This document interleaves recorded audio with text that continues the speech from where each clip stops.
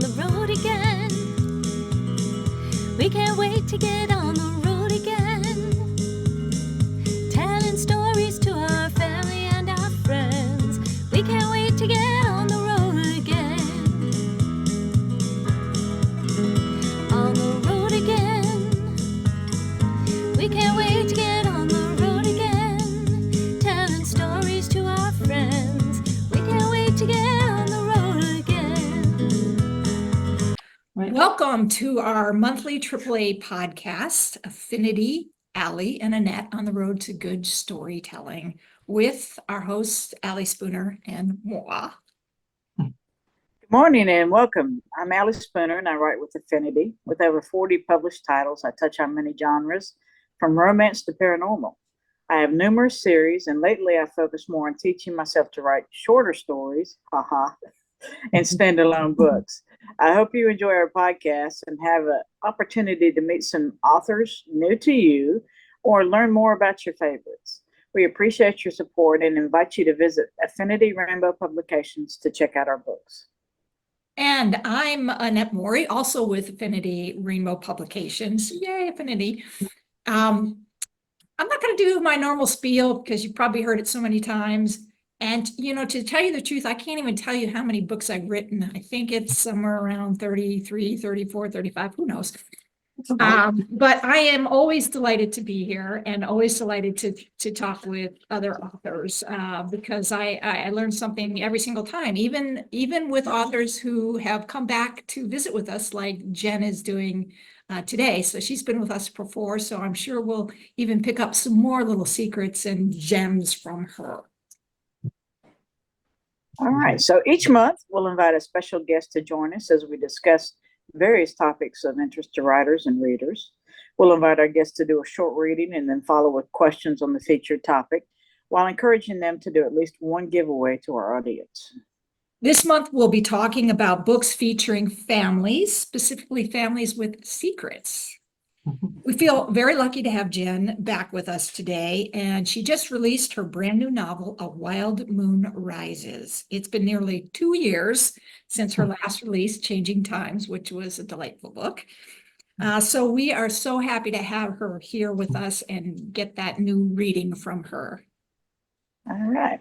So following our podcast, we'll upload to a newly created YouTube channel and hope you'll consider subscribing so you never miss a future podcast. And let me just introduce you once again to Jen. When not writing stories, Jen spends her days reading, playing golf, shooting arrows, and enjoying quality time with her wife. Not necessarily in that order. Hope not. Your wife, does she listen to these? Affinity Rainbow Publications published her debut novel, Starting Over, in 2014. Now, with more novels and short stories to her name, there's not as much time as she thought for other activities. Running from Love was shortlisted for a 2017 Diva Literary Award in romance, and Changing Perspectives was a finalist for the 2018 Goldie Award General Fiction. Audiobooks include Changing Perspectives, Starting Over, Darcy Comes Home, and Country Living, all narrated by Nicola Victoria Vincent. For the characters in Jen's stories, life definitely begins at 40 and older as they continue to discover and enjoy their appetites for adventure and romance. All right. So without further ado, Jen, you're on, so take it away.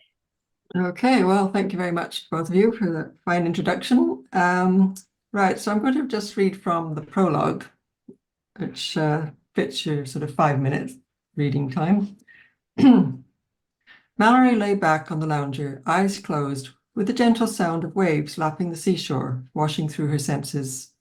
Their last day of paradise, otherwise known as Bermuda, and she didn't want to waste a minute of it indoors. With an overnight flight to London, she was soaking up as much sun as possible before they had to leave for the airport. The final 2 weeks of her self-imposed sort of sabbatical had been bliss. Her best friend, Fran, had joined her after spending the first week of her summer holiday soaking up culture in New York. Mallory thought that counted as work, since Fran taught art history at the University of Brighton. But Fran loved nothing more than trawling through galleries and museums. Not really Mal's idea of fun. She opened her eyes and sat up to accept the cocktail brought over from the beach bar. Time for one more dark and stormy, at least. The first sip was heavenly, and she sighed in contentment. The peaceful moment fled when someone plonked another lounger next to hers. Fine. She didn't mind if Fran joined her, although she'd left her up in their hotel suite, dithering over what to wear on the plane and what to pack. But it wasn't Fran. The blonde looked familiar and was smiling at her. Yeah, she'd danced with her. Was it 2 nights ago? Serena, or something like that, from Durham. Hey, Gina, I thought it was you. Mind if I sit here? The voice in her head shouted, yes, I mind. The beach is practically deserted. But the typical Brit response kicked in with a softly uttered, of course not. Mallory remembered, using her pseudonym when they met in the bar, it was always easier than explaining the origins of either her first or middle names.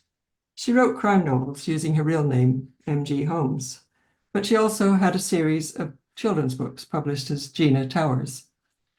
Gina came out to play at times like this when she didn't want to spend her downtime answering questions about her books. The main reason for her escape from her life to spend 8 months traveling was to avoid the relentless questioning from her agent and fans. Now, after all this time away from home, she still didn't have an answer to, what are you working on now? Followed up by, does your dry spell have anything to do with your relationship breakup with Bianca? Why did people think Bianca Boothby was her muse? Mallory sipped her drink and sighed. Once she was settled back in her cozy house on the edge of the Sussex Downs, creativity was sure to return. She looked over at the woman on the other lounger, sipping her own drink. Mal held up her glass. Last one. We're heading to the airport soon. Well, that's a shame. I was hoping for another dance. Mallory couldn't miss the double meaning. She'd felt the other woman's disappointment the other night when the dance ended, and she excused herself, claiming the need to sit down. Then she left the bar before the next song started. Later, standing on the balcony of her room, she wondered why she'd rejected the chance to accept the not too subtle invitation. Now she was going to turn the woman down again. Swallowing the last drops of her drink, she stood carefully, still steady on her feet. After 2 strong cocktails. Mal slipped the beach towel over her shoulder and picked up her bag. Enjoy the rest of your stay. She thought she heard the woman say, could have been better, as she walked away. Mallory returned the empty glass to the bar, as unfulfilled as her non-existent love life. Definitely time to return to reality and the peace of her own house, with no external distractions to impede her writing process. Maybe it was time to get a cat. Might as well live up to at least one lesbian stereotype. Mallory smiled and gave in to the cozy image of sitting by the fire in her living room, cat purring on her lap, music playing softly in the background. Her room was as she'd left it, suitcase open on the bed, clothes strewn about. She had meant to pack up earlier, but the beauty of the day had lured her down to the beach. Her phone pinged. She glanced at the screen and winced. A reminder that the taxi to the airport was due in an hour. Just time to shower and pack. With hot water cascading over her body, one of Enya's songs flowed through her mind. She hummed along, enjoying these last moments of tranquility before facing the chaos of the long journey ahead. Thank you. Well, that was wonderful, Jen. Thank you. Very good. So, I just want to show people the cover as well, because I really oh, like it. yes, very That's nice. beautiful. Yeah. Very nice. I think our designer has done me proud with this one as well. Yes, it's beautiful. I love the blues and the greens. Yeah, it really stands out, doesn't it? So all the readers, they're dying to know why so long between books. What the heck you've been doing that's had us wait so long for this Well, one? I'd like to say I'd been, mountaineering or something exciting like that, but no, it wasn't intentional. And the initial idea for the book came to me, well, it was 2 years ago actually, and Changing Times was just in the editing process, so I obviously had time to do some writing, and it started out fairly well, but then I got stuck, and I wasn't really sure where it was going. Um, and then Changing Times came out, was released in October that year, I think, and it turned out to not have very many sales, so I think I was a bit discouraged at that point, like you do get that kind of feeling. But then I carried on and finally finished it, a draft last year, and then my wife read it, and that's when the problem started. Well, she's done a lot of work on her own family history, which is part of the story. And she told me that my premise didn't really work, my original idea. I was going to call the book The Last Baroness, and Mallory's inheritance was part of that. But then she pointed out that actually in this country, even if she's the last surviving person in the family, she wouldn't be able to inherit the title. So I thought, okay, maybe I need to go back to this. And then I left it for a while, and then, things happened. Christmas came and went. And then finally I got back to it and realized, well, yes, I can fix this. It's not really that hard. So I got on with it and finally submitted it to Affinity. So there we go. So, most of us wouldn't have had any idea that you couldn't inherit the Baroness, so. No, not a clue. Yeah. What's that? I didn't hear that in it. We wouldn't have known. You could have kept it probably the other way, and nobody here at least in the US, none of us would have known. No, probably not. You might have thought that was really cool, she can inherit this title and all that. But yeah, I thought, well, there will be people who do know, and Yeah, right. they're the nitpickers, who say, oh, They no, are. that's not right. So Jen, where did your original idea come from this book? What made you take this direction?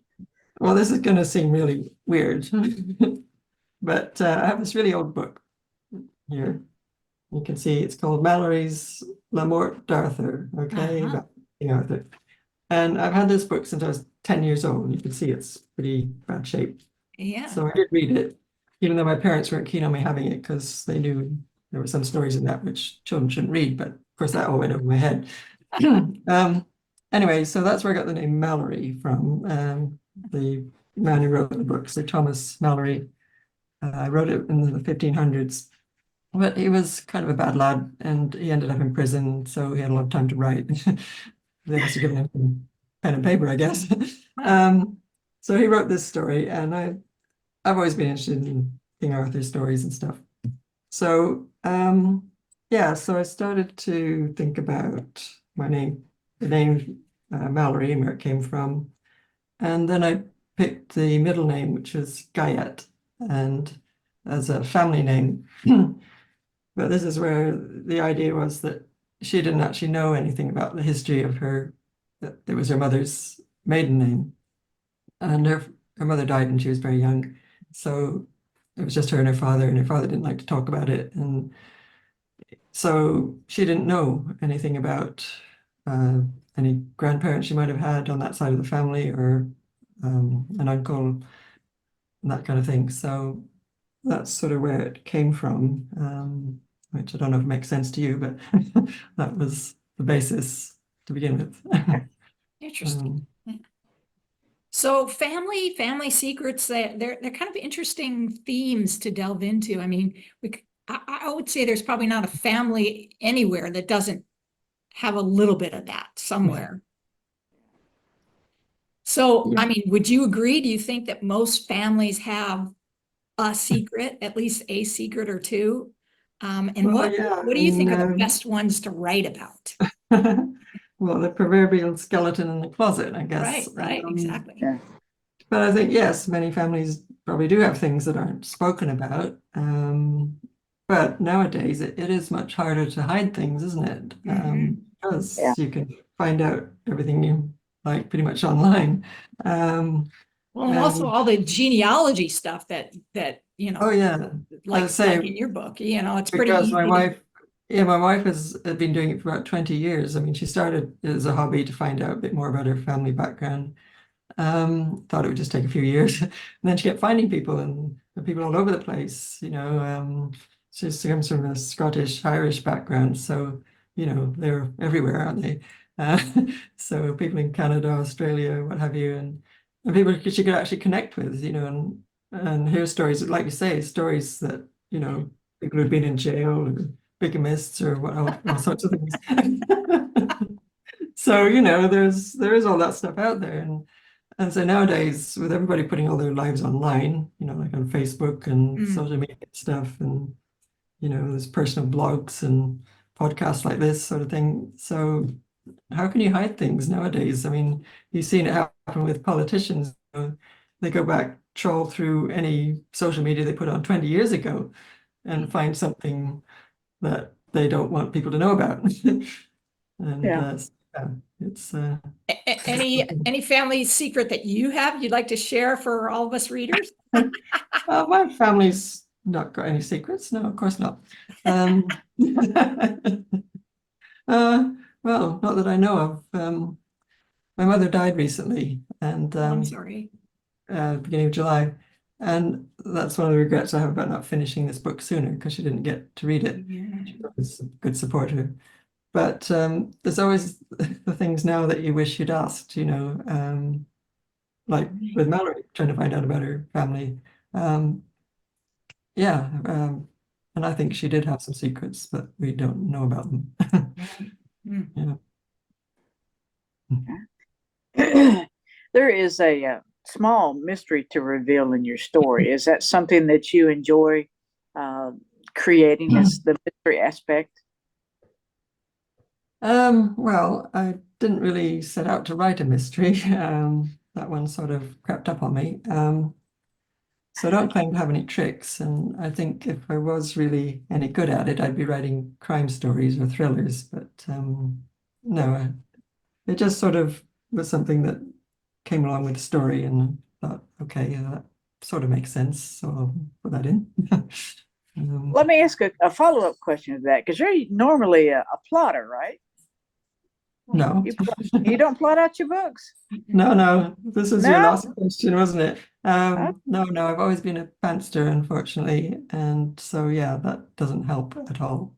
Okay, so that makes sense that they threw that mystery in on top of you.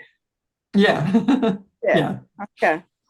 So it wasn't, you're just it wasn't going- ever going to just- be the begin, something that you. Oh no, it's part of just the going story. along, and you think, oh well, what happens here? Okay. And then this, idea pops into your head, and you think, oh yeah, that could happen, maybe. So try that. So yeah, I'm I'm not really trying to write mysteries. It just sort of happened. So you don't have any little tips for us on how I'm to. afraid not. You're gonna have to find out for yourself of your own. What about Anyway, you both write that kind of thing much better than I do. So yeah. I'm convinced, I don't know about you, Allie, but I'm convinced it's the tip is being a pantster. Yeah, yeah. Yeah. I'm convinced that that's the tip to sort of, write those good twists and turns, because if you don't know they're coming, then of course Yeah. the reader isn't going to know They're they're gonna coming. Yeah. sneak up on the reader then, isn't it? Yeah, Right. yeah, just like Yeah. it did with me. Yeah. Yeah. So what about any tips or tricks that you can share with us on how to build tension in a story? Whether it's Well, romantic I'm sure tension or whatever. you both know this, that your characters have a way of creating problems for themselves, don't they? And so you end up having to sort out their problems for them. And that's kind of good, because otherwise there wouldn't be much of a story, would there? Right. Right. So it's possible, obviously, you give hints throughout, and maybe a bit of foreshadowing, well, like in the prologue I just read, Mallory's looking forward to getting back to her nice little cottage, or peaceful house. Right. And if you read on to the next chapter, well, that doesn't exactly work out as she had hoped. So that's sort of a bit of, titillating, if you like. She's Right. she's looking forward to this, but it's not going to happen, is it? Without giving too much away, can you talk Mhm. about the major conflict in the story and how you chose that one in particular? Well, there's the question of the inheritance, and the man Reg Wild, uh, he's really a bit worried. He's afraid that because they haven't found the will from his deceased partner, that means he might lose everything, the estate where they live, and it's a home for his mother, and also how it affect his daughters. But then there's Mallory's decisions, because she gets up to this place where she's never been before, and she's mainly wants to find out where her mother lived, and maybe discovered why her father sort of lied about the past or didn't tell her everything. Um, so I suppose it just made sense to try and figure out how she was going to deal with that. And once she'd met these people like Celine and her father and grandmother, it sort of makes it more difficult for her, because does she reveal her connection? And the longer she wavers, the harder it gets to admit why she's there and what her reason is for coming up there. And I don't know, I suppose that was my main idea about that. Don't know if that answers your question, Ali, but Yeah, and Yes. and I think a lot of people think that lies of omission are Mhm. just as bad as an outright lie. And so Absolutely, and not that's what she ends yeah, up with. She's not not sharing a major piece of yourself is Yeah. can create quite a bit of conflict. Yeah, yeah, yeah. Mm. How much research? It sounds like you had to do some because your wife pointed out, hey, you can't. So Yeah, well, I say she gave me help with that, obviously, and then one of the characters, Jocelyn, she's the matriarch in the family. She's into astronomy, and so I talked to one of my friends whose partner has a keen interest. He has his own telescope and records things, from happening in the skies. yeah. So he was able to tell me quite a bit, and about these clear sky parties that people have. I'd never heard of that. People gathering just to watch the sky and certain events, Right. and then he gave me some information about some of these eminent women astronomers, again, which I hadn't known about. So Right, that was yeah. useful to just drop in now and again in the story. Other things, well, obviously, I'm fairly au fait with a lot of parts of the country that are mentioned in the book. It was only last year, actually, we went to Bamburgh Castle, which is a fascinating place, and we've driven past it many times, but never actually been inside. And so it was good to do that, so I could put a bit more into the story about that. Then there's the Star Trek references. I don't know if you picked Yeah. up on this. Yeah, about that you went to that, is that where I could see this long amount of stairs going into the Oh, back, yeah. is that where that idea came from when you went to that? Well, I think sort of, because there is this long walk up to the main part of the castle. And yes, probably. So anyway, about Star Trek. I'm a bit of a latecomer to Star Trek. I was always more of a Star Wars fan. Um, and I completed a degree course some years ago at Huddersfield University, and Patrick Stewart was the chancellor there. And I was only vaguely aware that he was a famous Starfleet captain at the time.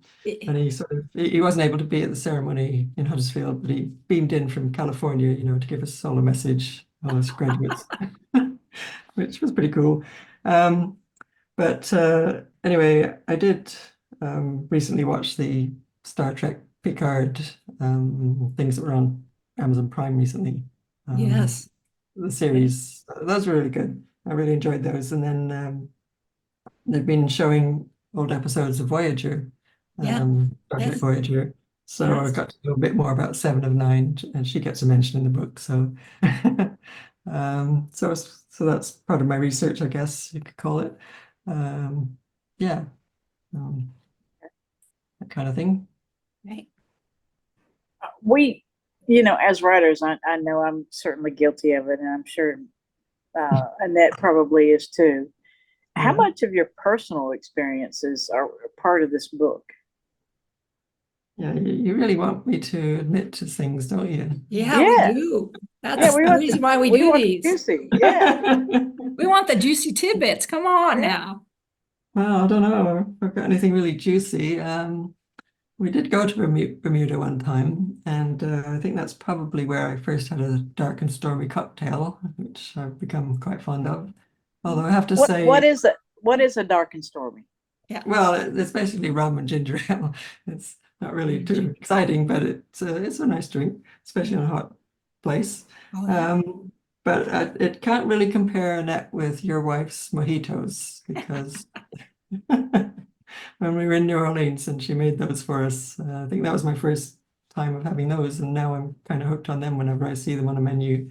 Oh, yeah. Yeah. Anyway, what else? I spent a lot of time in bookstores, so bookshop featured in this book quite a bit.